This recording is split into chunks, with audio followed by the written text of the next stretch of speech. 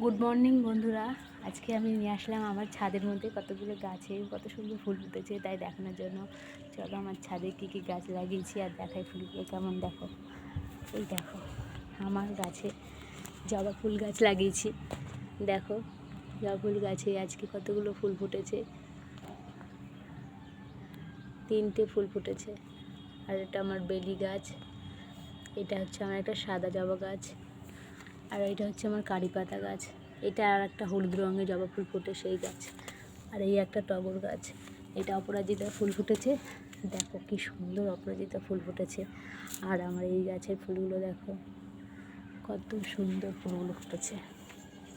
গাছটা দেখেছো, এত সুন্দর ফুল ফুটেছে, আমারই খুব ভালো লাগছে।